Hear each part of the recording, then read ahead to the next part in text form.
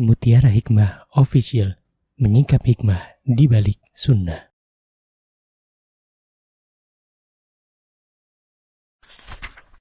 Salurkan donasi terbaik Anda untuk mendukung dakwah Mutiara Hikmah Official. Mari siapkan bekal akhirat kita. Jangan lewatkan kesempatan emas ini. Ayo kita berkontribusi dalam program pembangunan Masjid Mutiara Hikmah yang dibina langsung oleh Ustadz Hanan Yasir MA dan Ustazah Imro'atul Azizah. Raih pahala umroh setara haji dalam program Umroh Iktikaf Ramadan di tahun 2026. Perjalanan penuh makna, bimbingan penuh ilmu bersama Ustadz Hanan Yasir MA dan Ustazah Imro'atul Azizah. Tempat terbatas, daftarkan diri Anda sekarang juga. Jangan lewatkan sensasi umroh full faidah plus daurah fikih hijrah di bulan Syawal tahun 2026 bersama Ustadz Hanan Yasir MA dan Ustazah Imro'atul Azizah. Tempat terbatas, daftarkan diri Anda sekarang juga.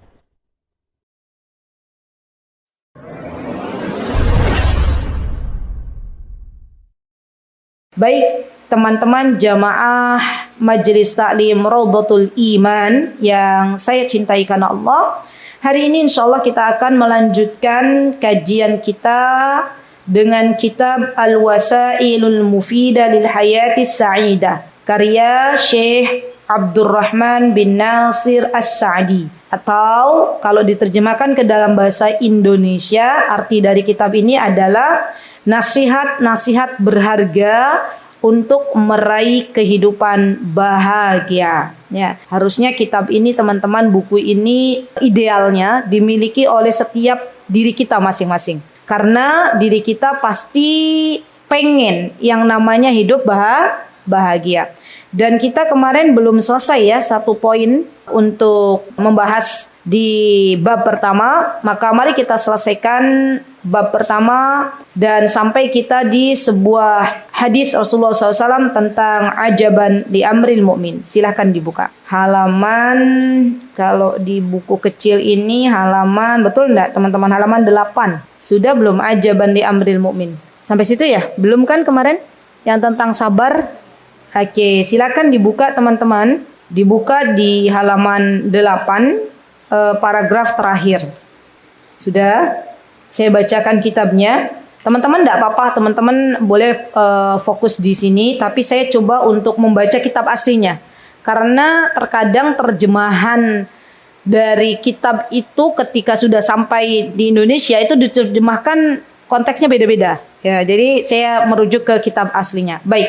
Qala al-muallif rahimahullahu ta'ala, kama abbara an-nabi sallallahu alaihi wasallam an hadha fil hadis as-sahih annahu qala ajaban li amril mu'min inna amrahu kullahu khair in asabathu sarra'u syakara fakana khairan lah wa in asabathu dharra'u sabara fakana khairan lah walaysa dzalika li ahadin illa lil mu'min.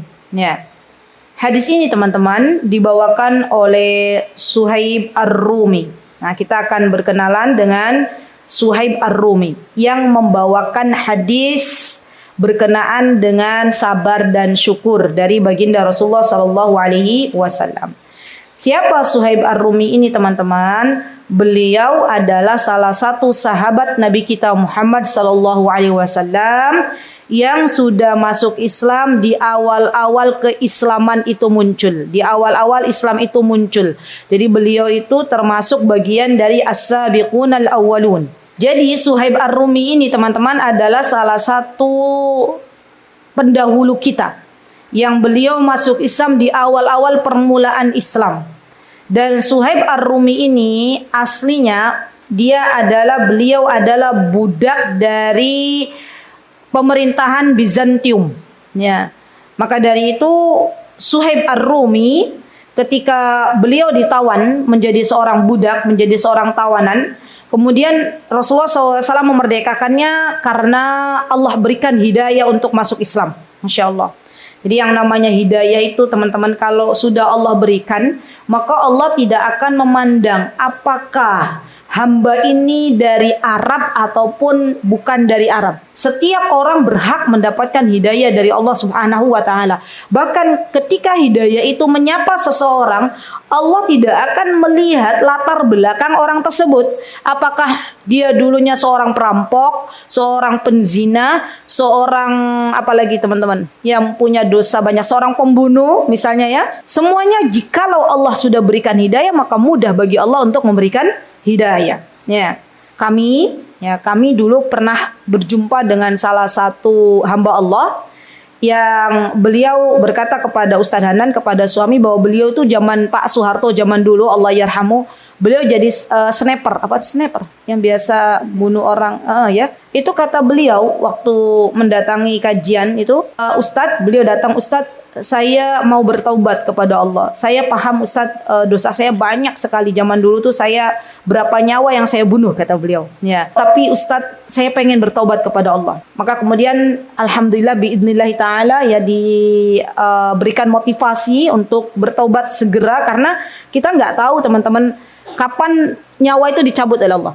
Jadi kalau datang kepada kita teman-teman, ada orang misalnya mau masuk Islam nih, atau ada orang mau berhijab, mau pakai jilbab, ada orang mau bertobat, jangan tunggu nanti. Sebentar lagi kan hari Jumat, hari yang bagus gitu ya. Sebentar lagi Ramadan ya. Nanti aja deh masuk Islamnya, bentar lagi juga Ramadan, 2 hari lagi misalnya. Maka itu tidak boleh. Karena kita nggak pernah tahu kapan orang ini diwafatkan oleh Allah Subhanahu wa taala. Dan kalau sampai kita mengarahkan untuk nanti menunggu momen tertentu, maka kita yang mendapatkan dosanya. Ya, jadi hati-hati. Dalam masalah urusan hidayah ini, kita nggak boleh main-main. Kalau ada yang datang kepada kita pengen bertaubat, disegerakan. Ya, ayo Pak, segera. Ya, kalaupun ada orang yang awalnya dia membunuh ratusan jiwa, ratusan nyawa, ya, kemudian bertaubat kepada Allah, dan setelah bertaubat belum melaksanakan 1 rakaat sholat pun, tapi dia sudah bertaubat dengan taubatan nasuha, maka meninggal dalam keadaan husnul khotimah. Subhanallah. Ya. Dan pelajaran dari Suhaib Ar-Rumi ini, kita yang sudah diberikan hidayah oleh Allah tidak boleh mengecilkan, merendahkan orang-orang yang hari ini belum diberikan hidayah oleh Allah Subhanahu wa taala. Yang perlu kita lakukan adalah doakan. Ya, kalau ada orang belum mendapatkan hidayah, masih berbuat maksiat, kita tidak perlu nyinyirin, apalagi kita bongkar aibnya, tidak perlu. Yang perlu adalah kita doakan, kita arahkan, ya. Kalau memang dia sudah bertanya, ya, untuk mengarah ke yang lebih baik. Kewajiban kita memberitahukan apa yang sudah kita dapatkan dari Allah Subhanahu wa taala. Baik. Kemudian Suhaib Ar-Rumi berarti beliau bukan penduduk asli Mekah. Nah, lagi-lagi tidak semua penduduk Mekah itu dikasih hidayah sama Allah. Ada Abu Jahal, ya kan? Ada Abu Lahab, ada siapa lagi? Abu Thalib. Kan itu keluarga dekatnya Rasulullah SAW, penduduk asli Mekah.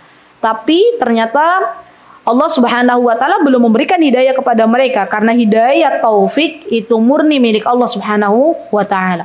Hidayah dibagi menjadi 2, ada hidayatul irsyad, ada hidayatul taufik. Hidayah taufik itu milik Allah Subhanahu wa taala. Hidayah irsyad adalah sesuatu yang bisa kita jelaskan kepada manusia. Berarti kita bisa menjelaskan apa yang perlu kita jelaskan kepada sesama hamba Allah, dan itu namanya hidayatul irsyad.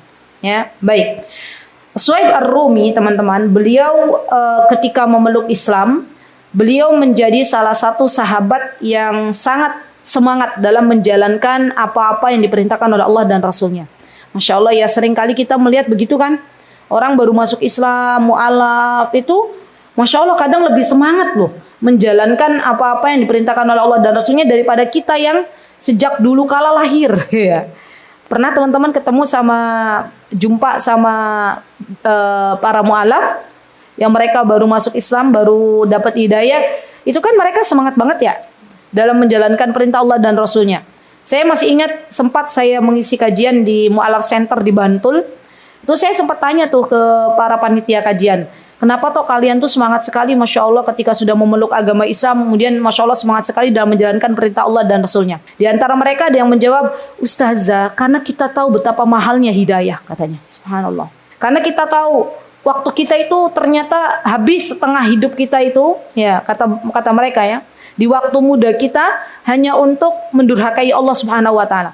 Kita malu sama Allah. Allah yang selama ini memberikan kepada kita kenikmatan, tapi kita justru menduakan Allah Subhanahu wa taala. Lihat betapa luar biasanya orang-orang yang baru masuk Islam. Seperti Suhaib Ar-Rumi. Suhaib Ar-Rumi ketika diberikan secercah hidayah oleh Allah Subhanahu wa taala, maka beliau semangat dalam menjalankan apa-apa yang Allah dan Rasulnya anjurkan. Baik, kemudian Suhaib Ar-Rumi, teman-teman, beliau adalah seorang perawi hadis. Berarti Suhaib Ar-Rumi ini bukan hanya pejuang dalam Islam, tapi juga beliau duduk dengan majelis Rasulullah Sallallahu Alaihi Wasallam.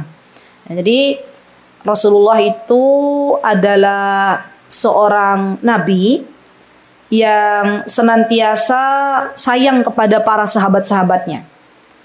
Pemimpin yang sayang kepada yang dipimpinnya. Ya, beliau memberikan ilmu kepada para sahabat-sahabatnya, dan sahabat-sahabat ini yang kelak akan menyampaikan hadis-hadis kepada kita semuanya, sampai kita mengetahui apa yang dianjurkan oleh baginda Rasulullah Sallallahu Alaihi Wasallam. Baik, kemudian Suhaib Ar-Rumi, beliau juga sempat hijrah ke kota Madinah atau ke Yathrib, dan beliau diwafatkan di sana, di kota Madinah. Ini nih. Di antara doa kita teman-teman di hari Jumat ini, mintalah agar kita diwafatkan di kota Madinah.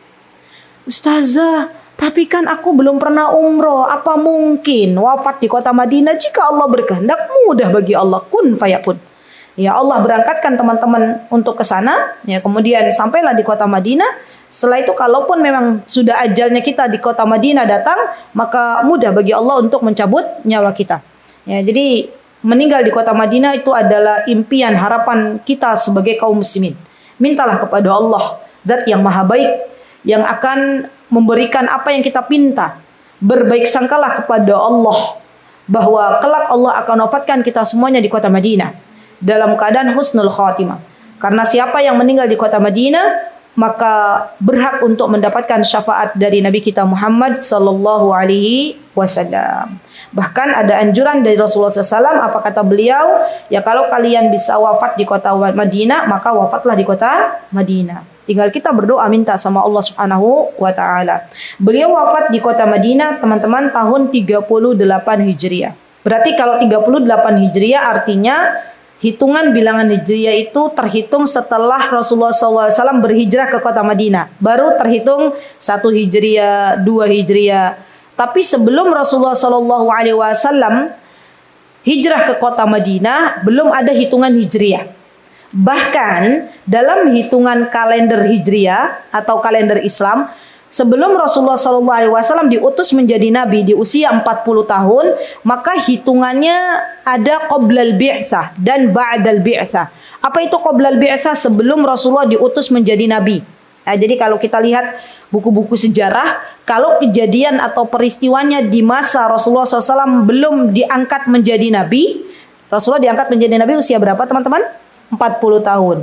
Seandainya ada kejadian tahun 35, tahun Rasulullah usianya 35, maka akan dikatakan oleh para ahli sejarah kejadian ini terjadi 5 tahun sebelum diutusnya Rasulullah menjadi nabi. Qoblal bi'tsah. Kalau kejadiannya misalnya setelah Rasulullah diutus menjadi nabi dan sebelum Rasulullah hijrah ke kota Madinah, maka biasanya disebutkan oleh ahli sejarah tahun misalnya 10 ba'dal bi'tsah. Dia setelah bi'tsah, setelah Rasulullah SAW diutus menjadi nabi. Berarti bukan Hijriah. Hijriah hitungannya ketika Rasulullah SAW sudah berhijrah ke kota Madinah.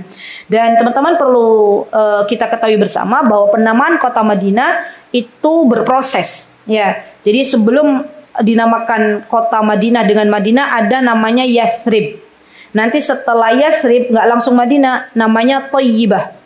Nah ini yang kalau Yathrib insya Allah teman-teman sudah tahu ya, Yathrib. Yang suka terluput di Thayyibah. Thayyibah ini adalah nama kota yang merujuk ke kota Madinah sebelum Madinah dinamakan Madinah. Ya, Thayyibah. Makanya di Madinah itu kan ada hotel Thayyibah gitu ya. Nah itu Thayyibah itu julukan bagi kota Madinah sebelum dinamakan dengan kota Madinah. Yathrib, Thayyibah, baru Madinah. Ya, baik. Suhaib Ar-Rumi wafat pada tahun 38 Hijriah. Baik. Ya, semoga Allah meridhoi Suhaib Ar-Rumi dan semoga Allah kelak mempertemukan kita dengan beliau di dalam syurganya. Amin. Allahumma amin. Baik, kita lanjutkan apa yang disebutkan oleh Rasulullah SAW. Ajaban di amril mu'min, inna amrahu kullahu khair. Ya. Kemudian fa akhbara annal mu'min yatadha'afu ghanamahu wa khairuhu wa thamarati a'malihi fi kulli ma yatrukuhu minas sururi wal makari. Begini teman-teman, kita yang hidup di dunia ini, tidaklah kita hidup kecuali kita akan mendapatkan dua hal. Hal yang pertama adalah sesuatu yang sesuai dengan apa yang kita harapkan. Berarti kita harus bersyukur kalau sesuatu itu sesuai dengan yang kita harapkan. Atau kebalikannya, sesuatu yang tidak kita harapkan, maka hendaklah kita bersabar. Kan gitu ya? Teman-teman, dalam hidup itu kira-kira yang teman-teman harapkan apa? Yang ibu-ibu harapkan? Mbak yang pakai kerudung ya, dengan apa, Bu? Banyak diantaranya. Oh, bahagia, oke. Senang, terus tenang, Masya Allah. Terus ada lagi? Sehat, Masya Allah, baik. Berarti itu sesuatu yang kita harapkan. Kalau Allah berikan kepada kita kebahagiaan, ketenangan hidup, kesenangan hidup, kemudian tadi apa? Yang terakhir apa? Kesehatan, maka kita harus bersyukur kepada Allah. Dan kita sudah belajar arti syukur di pertemuan kemarin. Masih ingat bagaimana arti syukur, teman-teman? Sepertinya sudah saya berikan. Coba dibuka lagi. Belum? Sudah belum? Oh, belum ikut. Gimana yang sudah ikut di pertemuan pertama kemarin? Arti syukur itu berarti kita harus ngapain ketika Allah berikan kepada kita sesuatu yang sesuai dengan harapan kita. Oke.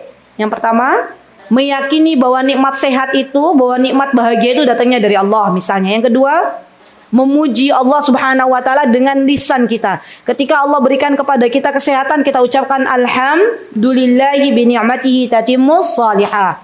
Baik, yang ketiga, menggunakan nikmat tersebut untuk hal-hal yang Allah ridhoi. Contoh, kita diberikan nikmat sehat, ya, kita bisa melihat, kita bisa mendengar, maka gunakanlah nikmat sehat, kita bisa mendengar, bisa melihat untuk sesuatu yang Allah ridhoi. Gitu kan ya? Baik, alhamdulillah, berarti teman-teman masih ingat. Ya, alhamdulillah. Kemudian di sini kata Syekh, kalau ada sesuatu wal makari, sesuatu yang tidak dicintai oleh Allah, maaf, tidak disukai oleh kita, tidak sesuai dengan harapan kita. Misalnya apa teman-teman? Yang tidak sesuai dengan harapan kita. Contohnya real dalam kehidupannya. Sakit, terus apa? Kehilangan, terus kehilangan uang di dompet gitu. Berarti itu musibah. Musibahnya dunia. Sesuatu yang tidak diharapkan, teman-teman, kita bisa mengatakannya itu adalah musibah. Dan musibah itu dibagi menjadi dua. Ada musibah yang berkaitan dengan dunia, ada musibah yang berkaitan dengan agama. Musibah yang berkaitan dengan dunia itu yang kadang kita sering membuat kita sedihnya lebih lama, ya. Padahal musibah yang berkaitan dengan agama itu adalah sesuatu yang lebih besar daripada musibah yang berkaitan dengan dunia. Contoh, misal, duit hilang di dompet, itu musibah agama atau musibah dunia? Dunia. Ada orang yang tadinya mendapatkan hidayah, sholat tepat waktu, tiba-tiba suatu hari hidayahnya dicabut sama Allah, nggak sholat, nggak datang ke kajian, misalnya malah ngedugem, misalnya. Malah naudzubillah min dzalik, misalnya minum minuman keras, gitu ya. Ini musibah dunia atau agama? Agama. Nah, kata Imam Ibnul Qayyim dalam kitab beliau Miftah Darus Sa'adah, kata beliau, seseorang itu harusnya dia menangisi ketika musibah agama didapatkan olehnya. Ya, tetapi kalau musibah dunia ini biasanya ada kebaikan di dalamnya.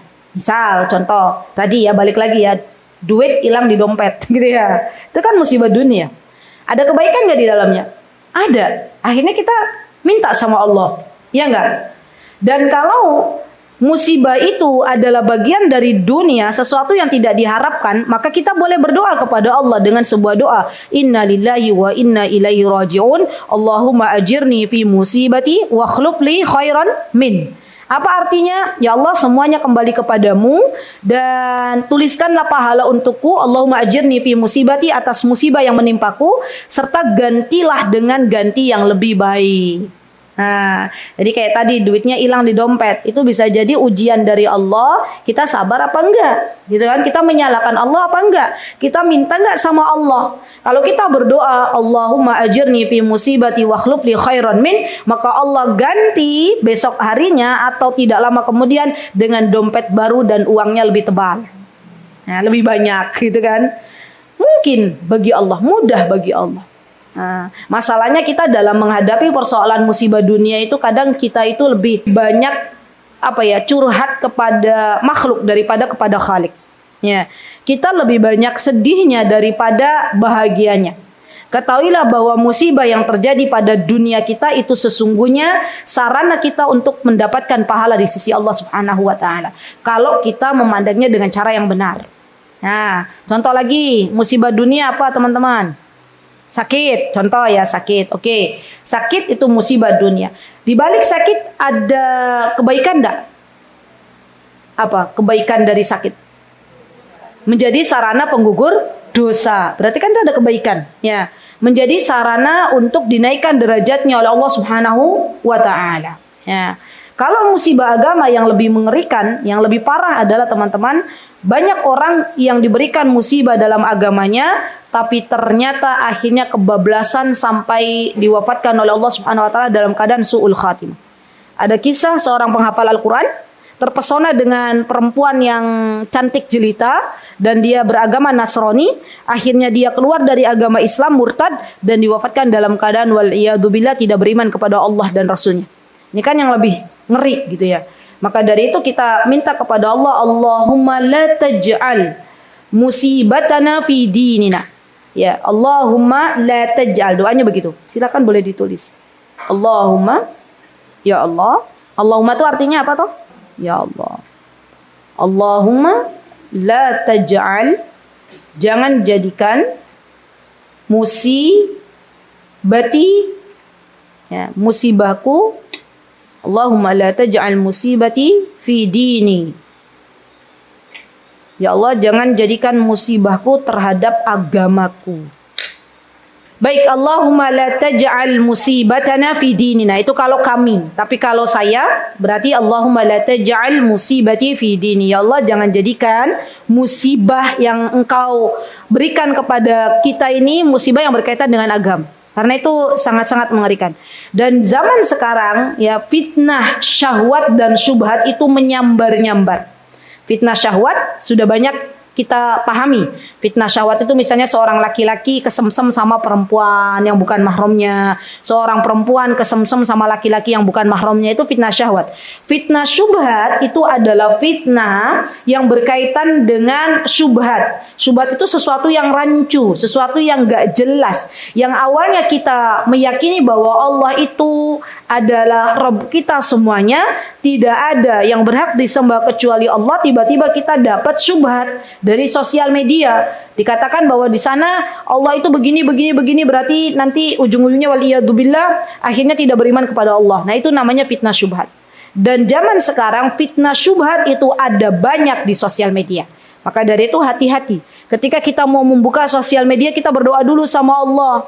Bismillah, ya Allah, tunjukkanlah yang benar itu benar dan yang batil itu batil. Apa doanya teman-teman? Allahumma arinal haqqa haqqa warzuqna tibaa wa arinal batila batila warzuqna ijtinaba. Kita hidup di akhir zaman di mana yang benar kadang kelihatannya nggak benar, yang salah kelihatannya benar. Ya, kita kencangkan doanya. Baik. Nah, kalau mendapatkan musibah dalam masalah dunia, maka kita diminta oleh Allah Subhanahu wa taala untuk bersabar. Dan kaitan sabar masuk di kategori yang ketiga, yaitu bersabar dengan takdir Allah. Jadi kalau ada takdir yang gak sesuai dengan harapan kita, maka itu masuknya ke dalam sabar dalam menerima takdir. Sebagaimana kita tahu sabar itu kan ada 3 macam kan teman-teman? Sabar dalam menjalankan ketaatan, sabar dalam menjauhi larangan, dan sabar dalam menerima takdir. Mana yang lebih afdol teman-teman? Mana yang lebih yang lebih afdal itu lebih utama dari ketiga jenis sabar ini? Yo, mana? Sabar dalam menjalankan ketaatan, atau sabar dalam menjauhi larangan, atau sabar dalam menerima takdir? Mbak Lis sabar dalam menjauhi larangan, Mbak Wita dalam menerima takdir. Satu lagi, sabar dalam menjalankan ketaatan. Ya ini satu-satu. Baik. Sabar itu dibagi menjadi dua dulu teman-teman. Dalam secara garis besarnya. Ada sabar ittirori, ada sabar ikhtiyari. Sabar itu dibagi dua.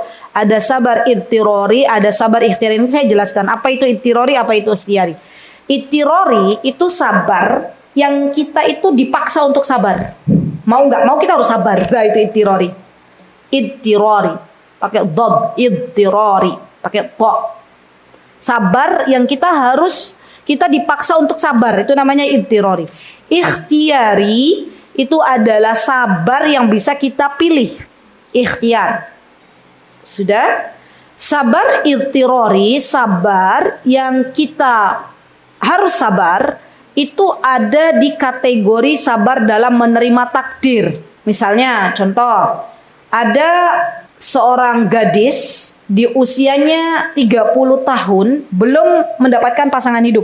Belum ada orang yang datang kepadanya. Ini masuknya kategori sabar yang mana? Sabar ittirori, karena dia harus sabar, ya kan? Karena belum datang jodohnya, belum dapat pasangannya, berarti dia harus sabar. Dan sabarnya keadaannya kita memaksa sabar gitu loh. Ya gimana kalau nggak sabar? Mau mengeluh, tetap saja keadaannya tidak berubah. Kan berarti harus sabar. Nah, sabar ikhtiari ini dibagi dua. Sabar dalam menjalankan perintah Allah dan sabar dalam menjauhi larangannya. Kita diminta oleh Allah untuk memilih, teman-teman. Apakah kita termasuk hamba-hamba Allah yang mau menjalankan ketaatan dan menjauhi larangan, atau justru sebaliknya kita bermaksiat kepada Allah, kita nggak mau menjalankan perintahnya. Kan gitu. Kan kita itu hidup di dunia di antara kaidah Ahlussunnah wal Jamaah, kita sedang berjalan di atas takdirnya Allah. Tapi kita tidak mengatakan bahwa segala amalan itu sudah ditetapkan Allah dan kita nggak bisa memilih. Ahlussunnah wal Jamaah punya prinsip bahwa kita manusia diberikan oleh Allah Subhanahu wa taala kelonggaran untuk bisa memilih. Contoh, teman-teman tadi malam ketika tahu bahwa hari ini jadwal kajian Raudhatul Iman, datang atau tidak itu kan pilihan. Iya enggak? Duh, besok datang nggak ya ke kajian? Kayaknya enggak deh, nggak usah datang ya. Saya mau ada janjian ya sama temanku ngejar diskonan. Nah, berarti kan itu pilihan, nggak datang. Enggak deh, saya mau datang, bismillah, mau ngecas imanku gitu ya. Mau datang ke majlis ilmu ke taman surga. Berarti itu kan pilihan. Nah, masalah pilihan ini berarti namanya ikhtiari. Ya, boleh datang, boleh tidak. Beda dengan kaum Mu'tazilah, kaum Jahmiyah. Dalam masalah takdir mereka mengatakan bahwa semua kita ini majbur, ya, semua kita ini nggak bisa memilih, ya, sudah semuanya sudah ditakdirkan oleh Allah. Dan orang-orang Jahmiyah dan Mu'tazilah ini teman-teman, mereka ketika bermaksiat berdalil dengan takdir. Misalnya ada seorang wanita dia berzina, ya, maka wanita ini akan mengatakan ya sudah ini kan takdir dari Allah. Kan saya berzina takdir. Nah, itu berarti bermaksiat kepada Allah dengan menyalahkan takdir. Itu nggak boleh. Akidah Ahlussunnah wal Jamaah, pelan-pelan ya teman-teman, kita sedikit-sedikit belajar manhaj ya. Akidah Ahlussunnah wal Jamaah mengatakan bahwa ketika ada seorang wanita dia berzina, betul, tidaklah dia berzina kecuali itu sudah ditakdirkan oleh Allah. Tapi sebelum dia berzina kan dia boleh memilih. Apakah dia mau berzina atau dia mau menjadi wanita yang dimuliakan, wanita yang harganya mahal, wanita yang bisa menghargai diri sendiri gitu kan? Berarti kan dia memilih ya, mau jadi pezina atau enggak. Nah, inilah Ahlussunnah wal Jamaah.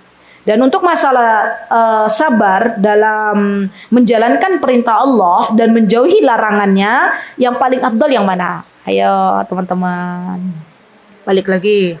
Mana? Menjauhi larangan, dengan kerjasama sama Mbak Lis ya, idem gitu. Ada nggak yang menjalankan ketaatan? Dengan masih sesuai dengan prinsip menjalankan ketaatan? Ini kan jawabannya begitu. Atau mau ganti? Menjauhi ganti Mbak Lis ya, oke. Ada yang menjawab, iya Bu. Oh, menjalankan ketaatan. Oke, saya tanya satu-satu sekarang. Ayo, yang menjauhi larangan, jenengan apa tadi alasannya, Mbak? Lupa.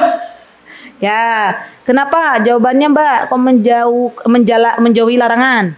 Karena godaan sekarang lebih besar. Oke, saya terima kasih. Jazakillah khair, Bu. Kenapa? Kok yang paling afdal menjalankan ketaatan? Ahsanti, itu jawabannya. Masya Allah. Kalau menjalankan ketaatan, itu usahanya lebih berat. Teman-teman datang ke majelis ilmu, berarti kan dari rumah harus keluar rumah, misalnya datang majelis ilmu yang offline ya, kemudian berjalan atau mengendarai kendaraan, kan berarti harus datang untuk ke sini. Tapi kalau menjauhi larangan, kita tahu bahwa di pasar Sakem, pasar apa namanya? Pasar Kembang, Sarkem, itu kan di sana kan ada kemaksiatan. Cukup kita di rumah nggak mendatangi pasar Sarkem, ya. Kemudian kita doakan, ya Allah, semoga wanita-wanita di sana Engkau berikan hidayah. Cukup dengan itu kita dapat pahala. Berarti usahanya lebih banyak mana? Menjalankan ketaatan. Jadi kata para ulama, menjalankan ketaatan ini lebih besar sabarnya daripada menjauhi larangan. Ya, kita tahu bahwa minum-minuman keras tuh nggak boleh, dilarang. Ya udah, kita nggak usah beli, kan udah kita dapat pahala. Nah, tapi kalau kita mau pakai jilbab, ketika kita mau keluar rumah kita harus nutup aurat, berarti kan kita usaha tuh. Kita ambil dulu jilbab kita pakai dulu kaos kaki kita baru keluar rumah. Berarti usahanya lebih besar. Masya Allah. Sampai di sini alhamdulillah ya, berarti jawabannya satu. Ya. Baik. Kemudian Syekh mengatakan, apa kata Syekh? Beliau mengatakan, ulihada tajidu ithnain tatrukuhuma naiba min nawaibil khair aw syarr fayatafatani tafawutan 'aziman fi talqiha wa dzalika bihasbi tafawutihima fil imani wal 'amali salih. Betul. Kita akan mendapati dua orang yang berbeda dalam menjalani kehidupan ini. Ada yang menjalani kehidupan ini dengan bahagia, dengan tenang, dan ada yang menjalani kehidupan ini dengan gundah gulana. Tergantung dari iman dan amal saleh. Contoh kata Syekh, hadzal mawsuf bihadainil wasfain yatalaqqal khairi wasyarr bima dzakarnahu minasyukri was-sabri wa ma yattabi'uhuma fa yuhadditsu lahu as-surur wal ibtihaj wa zawal hammi wal gham wal qalaq wa dhayqus sadr wa shiqa'ul hayat wa tatimmu lahu al-hayatu at-tayyibah fi hadhihi ad-dar wal akhar yatalaqqal mahabu bi asy-syarri wa batrin wa tughyan fatahtarifu akhlaqihi wa yatalaqqaha kama tatalaqqaha al-bahaim bihabshin wa hal'in wa ma'a dhalik fa innahu غير مستريح القلب بل مشأته من جهات عديدة مشتتتا من جهة خافت من زوال محبوباته ومن كثرة المعارضات الناشئة عنها غالبا ومن جهة أن النفوس لا تقف عند جدبا لا تزال مشوقة لأمور أخرى قد تحصل وقد لا تحصل وإن حصلت على الفرد والتقدير فهو أيضا قلق من الجهات المذكورة ويتلقى المكاره بقلق وجزع وخوف وضجر فلا تسأل ما يحدث له من شقاء الحياة ومن الأمراض الفكرية والمصيبة ومن الخوف الذي قد يصل به إلى أمو الحوالات وأفضع المزعزات لأنه لا يرجو ثوابا ولا صبرا عنده يسليه ويهون عليه. Gini kesimpulannya, teman-teman. Ketika Allah subhanahu wa ta'ala memberikan masalah yang sama kepada dua orang hambanya Allah, ya, yang A ini Allah berikan kepadanya sebelum diuji dengan masalah ini, Allah berikan kepadanya ilmu, Allah berikan kepadanya hidayah misalnya.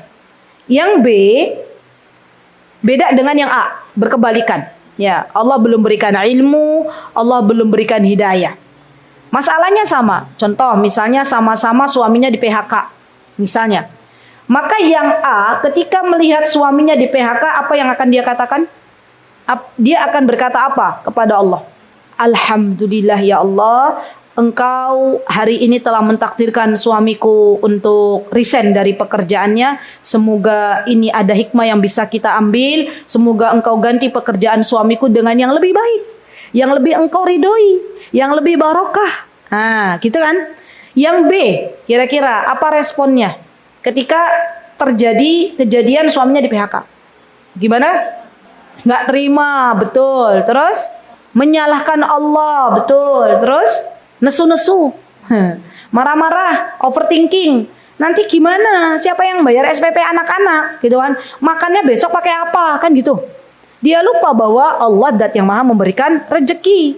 Dia lupa bahwa yang akan menjamin hidup kita adalah Allah. Kan responnya beda. Ya. Yang satu dia beriman, yang satu dia bersabar, yang satu dia mencela. Dan kedua-duanya ini akan memberikan respon yang berbeda tergantung dari keimanan kepada Allah Subhanahu wa taala. Ya maka dari itu di poin pertama ini kan kita bahas di antara kebahagiaan seorang hamba manakala Allah berikan nikmat iman, Allah berikan nikmat hidayah. Karena dalam merespon semua masalah kehidupan ini akan berbeda, pasti. Contoh lagi, yang coba sebutkan contoh yang biasa dalam kehidupan kita. Kita kalau diminta untuk kasih contoh bingung ya, gimana Mbak? Coba Mbak. Misalnya Mbak, sakit, oke, diberikan sakit. Yang A, dia akan merespon karena beriman kepada Allah, sabar, maka dia akan merespon, ya Allah dengan sakit ini, Alhamdulillah, semoga hamba bisa lebih dekat dengan Engkau, semoga hamba bisa lebih banyak berdoa. Kan biasanya kalau orang sakit kan lebih banyak doanya, ya. Tapi kalau pas nggak sakit, kita lupa berdoa, ya. Nah, yang dia akan mengevaluasi diri ya. Ya Allah, sakitku ini karena dosa-dosaku terlalu banyak, sehingga dengan cara ini Engkau gugurkan dosa-dosaku, kan gitu. Tenang nggak menghadapi sakitnya? Tenang, ya. Minta kepada Allah kesabaran, kekuatan. Tapi kalau yang B misalnya, ya tidak beriman kepada Allah, tidak sabar, apa yang terjadi? Responnya apa? Mengeluh, ya marah-marah. Kenapa kok dia temanku dikasih sehat, kok aku dikasih sakit? Ya, membanding-bandingkan nikmat Allah dengan nikmat yang Allah berikan kepada temannya. Ya, dan dia belum berusaha untuk menerima takdir tersebut. Nah, ini yang akan membedakan. Dan biasanya teman-teman, orang-orang yang beriman, orang-orang yang sabar, orang-orang yang tenang dalam menjalani kehidupan biasanya lebih diberikan sehat oleh Allah Subhanahu wa taala. Sehat mentalnya, sehat fisiknya. Tapi sebaliknya, kalau ada seseorang yang dia nesu-nesu, dia marah-marah kepada Allah, tidak menerima takdir, membanding-bandingkan nikmat yang Allah beri kepada temannya dengan apa yang diberikan kepada dirinya, yang ada biasanya kesehatan mentalnya mulai terganggu. Kan gitu. Ya, jadi efeknya tuh luar biasa gitu. Dari sebuah masalah, respon yang berbeda itu pasti akan ada dampak dalam kesehatan, baik itu kesehatan fisik maupun kesehatan mental. Ya, baik.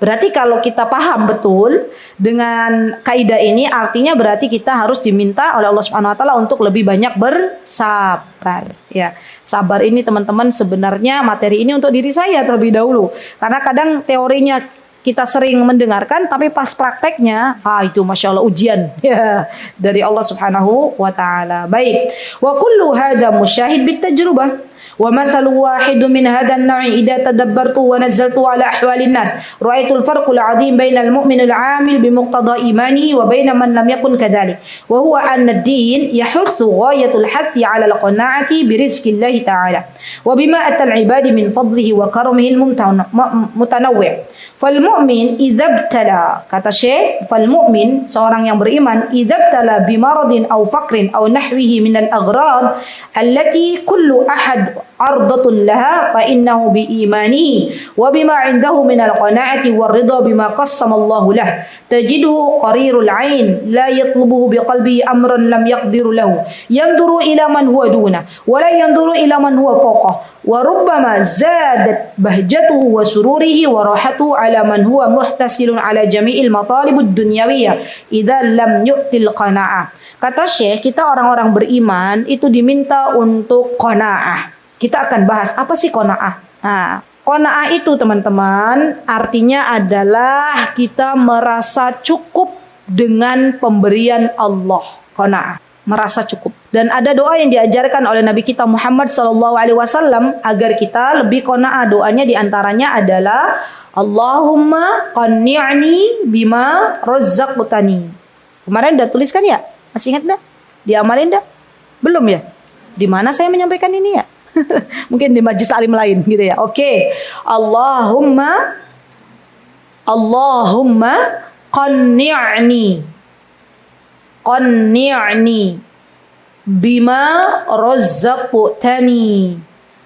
Allahumma qanni'ni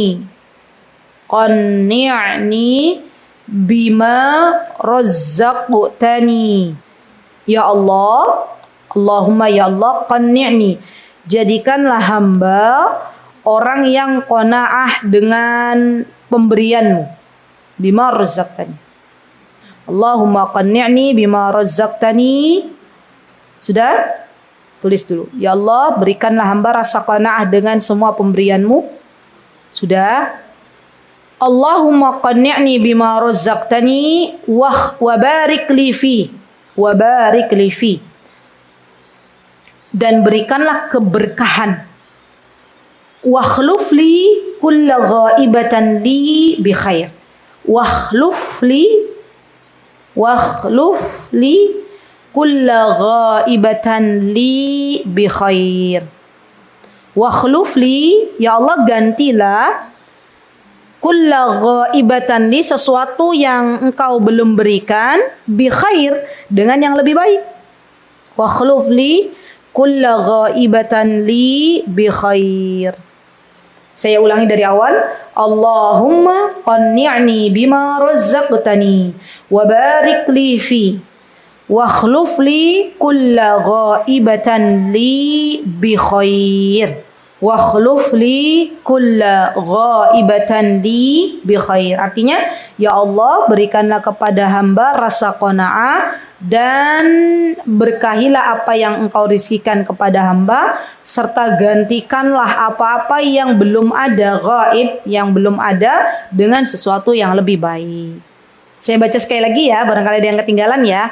Allahumma qanni'ni bima razzaqtani wa barik li fi wa khluf li kulla ghaibatan li bi khair. Sudah? Baik. Kenapa di sini kita minta untuk qanaah? Karena orang yang qanaah ini lebih relatif tenang dalam menjalani kehidupan. Dia lebih tenang ketika menerima nikmat yang Allah beri. Dan biasanya orang yang qanaah, kalau seandainya dia melihat orang lain diberikan nikmat dunia yang lebih banyak, maka Allah akan gerakkan hatinya untuk mengatakan pada dirinya, ya Allah, enggak apa-apa bestiku dikasih kenikmatan dunia yang lebih banyak, yang penting aku qanaah, yang penting aku diberikan ketenangan oleh engkau. Ya, enggak apa-apa bestiku dikasih sama engkau nikmat dunia yang lebih banyak, yang penting aku sehat gitu loh. Jadi itu tuh lebih menenangkan diri kita. Atau misalnya ada orang yang melihat tetangganya lebih makmur hidupnya, kemudian dia mengatakan, alhamdulillah tetanggaku sudah punya mobil, saya alhamdulillah misalnya punya kendaraan roda 2, tapi alhamdulillah ya Allah, saya bersyukur kepadamu, tetanggaku yang sebelah kiri, jadi yang sebelah kanan punya mobil, dia punya motor, tetanggaku sebelah kiri punyanya sepeda ontel. Dia akan melihat dunia itu ke yang lebih bawah, yang lebih rendah levelnya daripada yang lebih atas. Masalahnya kan kebanyakan dari kita karena seringnya kita melihat sosial media, seringnya kita melihat kehidupan orang lain yang lebih makmur, lebih banyak kehidupan para artis gitu ya. Yang kayaknya kalau kita lihat kehidupan artis itu kayaknya dunia itu mudah bagi mereka gitu kan. Akhirnya kita banding-bandingkan diri kita dengan mereka. Kayaknya enak banget ya, mau kemana, ke luar negeri gitu kan, keliling dunia gampang gitu ya. Gak tahu aja bahwa kehidupan artis itu juga ada masalah gitu kan. Hanya mereka kan gak akan mungkin mempublish bahwa mereka ada masalah kan teman-teman. Ya. Jadi kadang teman-teman di kehidupan dunia ini terkadang yang membuat kita tenang tuh sejatinya ketika kita menepi sejenak untuk tidak banyak melihat kehidupan orang lain. Itu tenang di hidupnya. Kemarin tuh ada jamaah yang dia baru pindah dari Jakarta ke Jogja, ibu-ibu. Terus saya tanya, Bu, gimana? Enak di Jakarta apa enak di Jogja? Gimana di Jogja, betah Bu? Gitu. Alhamdulillah Ustazah, saya menikmati di Jogja ini slow living, kata beliau. Apa? Slow living ya namanya? Slow living kan? Kata beliau, saya disibukkan sama Allah di Jogja ini bertanam, berkebun katanya ya. Masya Allah. Dan lebih tenang Ustazah katanya, lebih enak ya. Masya Allah. Coba lihat. Kalau ada orang-orang yang berjibaku setiap hari dengan rutinitas, ya misalnya kerja terus, itu kan kadang membosankan ya. untuk menepi sejenak misalnya dari hingar-bingar kehidupan dunia, mata kita tidak kita biarkan untuk melihat baik itu di sosial media atau di dunia nyata kehidupan orang lain, kan kadang tenang. Coba aja teman-teman cuti dari melihat HP misalnya ya, bertahap gitu loh, bertahap. Misalnya kalau malam udah deh aku nggak megang HP dari pada maghrib sampai mau tidur, insya Allah lebih tenang. Ya, kan kalau PR-nya nggak boleh pegang HP selamanya, mungkin berat ya bagi teman-teman. Ya udah latihan aja, latihan dari pada maghrib sampai mau tidur HP-nya di silent, udah nggak usah dipegang. Kan itu akan lebih tenang. Ya. Tapi kalau kita mau tidur masih megang HP, masih lihat beranda baik di Instagram ataupun di sosial media lainnya, kan nanti akan jadi pikiran masuk ke dalam alam bawah sadar kita, sehingga menyebabkan tidurnya nggak nyenyak, gitu nggak sih teman-teman? Tidurnya nggak nyenyak, kepikiran sampai akhirnya ngimpi sesuatu yang dilihat sebelum tidur. Hei, masya Allah ya. Di Bandung itu ada yang sudah mempraktekkan. Jadi kalau mau tidur itu beliau sudah nggak megang HP 2 jam sebelum tidur. Dan katanya beliau sudah praktek itu tidurnya lebih nyenyak, lebih berkualitas. Nah, sudah pernah mencoba teman-teman? Sudah, mana yang sudah? Dari jam berapa Mbak? Habis Isya. Ya, tidurnya jam berapa? Jam 10. Habis Isyanya jam berapa? Kan habis Isya jam 10 kurang 10 juga habis Isya. Ya enggak sih, habis Isya kan? Jam berapa habis Isyanya? Masya Allah, udah lama atau baru-baru kebiasaan ini? Ada perbedaan? Belum konsisten? Gimana, ada perbedaan enggak? Lebih pulas ya, lebih berkualitas ya. Subhanallah. Enggak ada pikiran macam-macam ya. Masya Allah. Ibu tadi mengangkat tangan. Jam berapa mulai? Jam 8. Tidurnya jam setengah 10. Jam 10. Oke, ada perbedaan ketika jeda sejenak dari dunia? Lebih pulas ya. Masya Allah. Mau tak jadikan PR? Teman-teman, silahkan. Boleh. Ya, tapi nggak wajib. Kalau teman-teman mau tenang, silahkan dicoba habis Isya ya, atau minimal lah sejam sebelum tidur sudah tidak lagi pegang HP, gitu ya. Yang lebih parah itu ada orang tidur sambil megang HP. Nah, itu kan ada kan, HP-nya ada di kepalanya lagi. Nah, radiasinya kan luar biasa serem ya teman-teman. Ya Allah, ya mudah-mudahan kita dijauhkan oleh Allah Subhanahu Wa Taala dari mara bahaya, karena itu kan juga bahaya. Ya, siap untuk mengerjakan PR? Insya Allah. Ya, katanya pengen tenang ya. Pengen tenang ya begitu. Dan teman-teman, untuk kita tenang dalam hidup ini, termasuk diantaranya tadi qanaah. Ya, juga kita berdoa sama Allah. Ada satu lagi doanya. Ya, tadi kan Allahumma qanni'ni bima razaqtani wa akhlif li khairan min. Ada lagi satu lagi doanya, Allahumma kfina bihalalika an haramik. Allahumma kfina bihalalika an haramik. Allahumma kfina bihalalika an haramik waghnina bifadlika amman siwak. Allahumma kfina bihalalika an haramik. Kita meminta kepada Allah, ya Allah, berikanlah kepada kami sesuatu yang halal saja dan jauhkan sesuatu yang haram. Allahumma kfina bihalalika an haramik waghnina bifadlika amman siwak. Dan kayakanlah kami, maksudnya kaya hati, waghnina bifadlika, dengan keutamaan yang engkau beri tanpa menggantungkan kepada orang lain, menggantungkan kepada orang lain, tanpa menyandarkan kepada orang lain. Allahumma kfina bihalalika an haramik waghnina bifadlika amman siwak.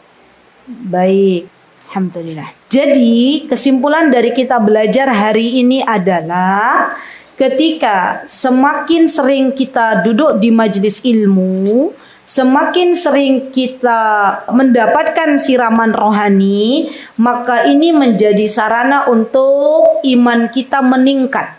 Ya, iman kita bertambah.